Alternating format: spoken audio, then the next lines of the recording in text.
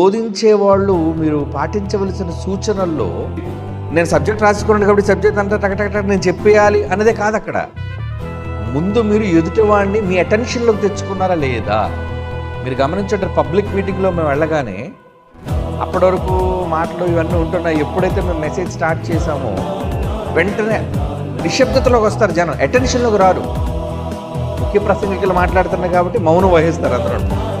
కానీ అందరినీ అటెన్షన్లోకి తెచ్చుకోవాలి, అంటే కాన్సన్ట్రేషన్. మన ప్రసంగం వీక్గా ఉందనుకోండి, ఏం చెప్తున్నామో మనకే అర్థం కాదు. ఏదో టైం ఇచ్చారు కాబట్టి ఏదో చెప్పాలి, ఇలా మనం చెప్పుకుంటూ వెళ్ళాం అనుకోండి, చెవు దుప్పుకుంటాడు, రాసుకుంటాడు, ఏదో చూసాడు ఏదో ఆలోచించుంటాడు. అంటే అటెన్షన్లోకి లేరు అని అర్థం. అటెన్షన్లో లేనప్పుడు మీరు ఇక వాగడం ఎందుకు, అక్కడ మీరు చెప్పడం. అంటే అందరినీ అటెన్షన్లోకి తెచ్చుకోగలిగే పరిస్థితి వాక్యాన్ని బోధించే వాళ్ళకు